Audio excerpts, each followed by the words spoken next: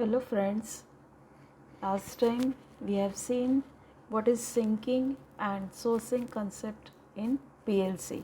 Okay, now today we are going to see what is scan cycle and scan rate of PLC.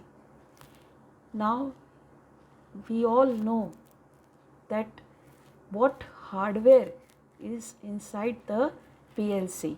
So just we will take a review and revise. The hardware components of a PLC system are processor unit, CPU, then memory, input output, power supply unit, programming device and other device. Now what is the function of CPU? The CPU, central processing unit, which is microprocessor based, it may allow arithmetic operations, logic operators, block memory moves, computer interface, local area network functions, etc.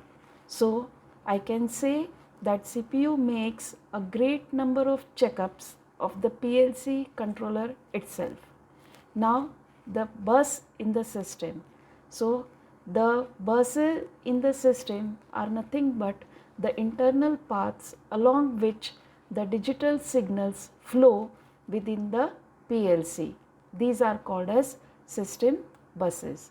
So actually I can just go in again little bit detail that the system has 4 buses. The CPU uses the data bus for sending data between the different elements. The address bus sends the addresses of locations for accessing the data which is stored. Then the control bus for signals which are related to internal control actions. The system bus is used for communication between the input output ports and the input output unit. Then is the memory.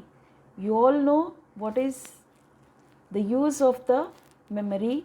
The system which gives a permanent storage for the operating system and the fixed data used by the CPU. Then comes the input output sections. In this, inputs will monitor all the field devices such as switches and sensors. Outputs will control other devices such as motors, pumps, solenoid valves and lights. Then in the hardware comes the power supply. The power supply, most PLC controllers work either at 24 volt DC or 220 volt AC. Some PLC controllers have electrical supply as a separate module, while small and medium series already has the module for the supply. Okay. Then the last is the programming device. The programming device is used to enter the required program into the memory of the processor. The program is developed in the programming device and then transferred to the memory unit of the PLC. Okay. Now all these just now I told you that was the hardware part. Now we will see, or we will just take a look at the software inside the PLC and how it runs. Every PLC has a scan time and a scan cycle. This is how the PLC and the software inside the PLC works. The scan cycle is the cycle of which the PLC gathers the inputs, runs your PLC program and then updates the output. This will take some amount of time and this time is measured in milliseconds. So I can say the amount of time required for the PLC to make one scan cycle is called the scan time of PLC. Got it, all of you? Okay. Now,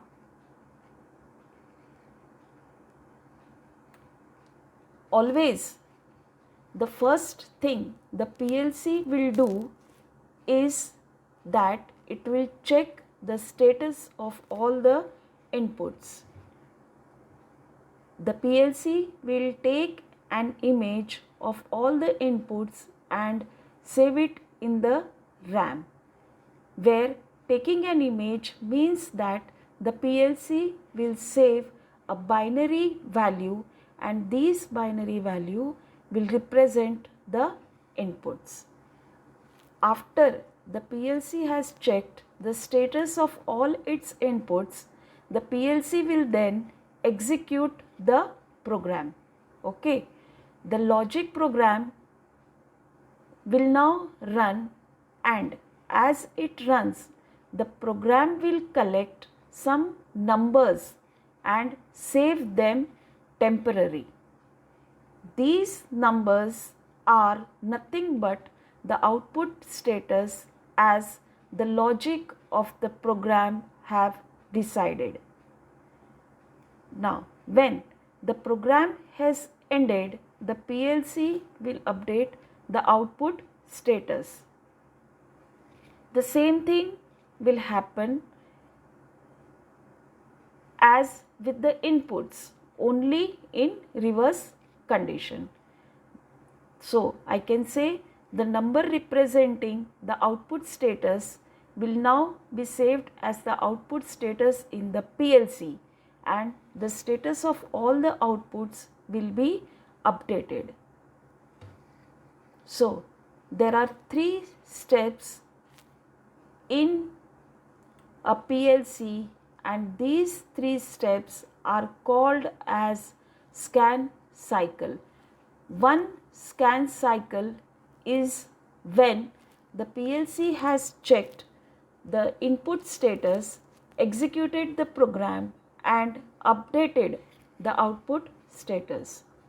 The PLC operates by continuously scanning programs and will repeat this process many times in a second, that is in every second.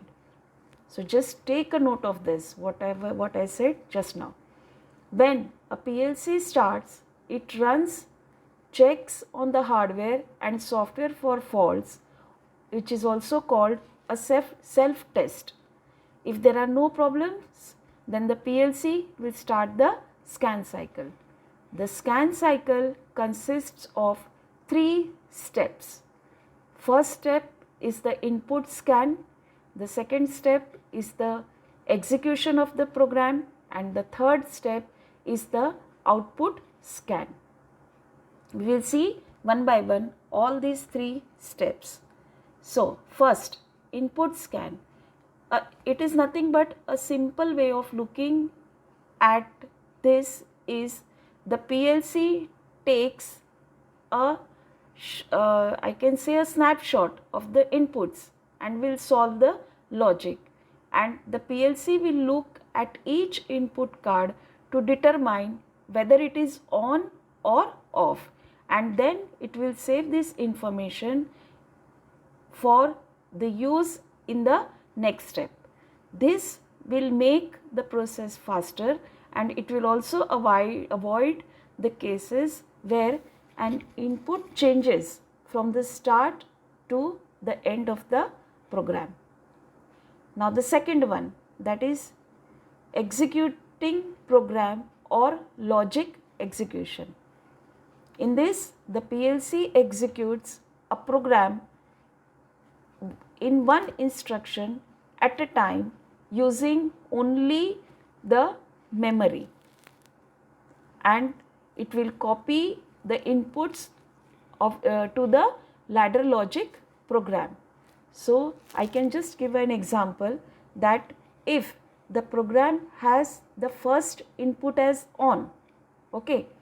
So now here, since the PLC knows which inputs are on and off from the previous step, so now here it will be able to decide whether the first output should be turned on.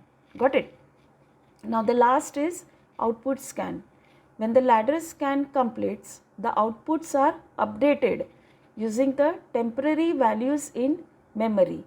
The PLC updates the status of the outputs based on which inputs were on during the first step. That is, first step means input scan, and the results of executing a program during the second step. The PLC will now restart the process by taking a self check for all the faults. So here you can see in this figures, you can just see just a flow chart like. So here in the first step, it is CPU is checking.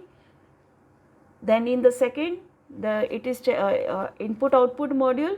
Then it will scan the input. Then it will execute the program. It will update the output, and then again it will forward to the CPU for checking. So this goes on and on. Okay. So I hope you all might have understood the scan rate or scan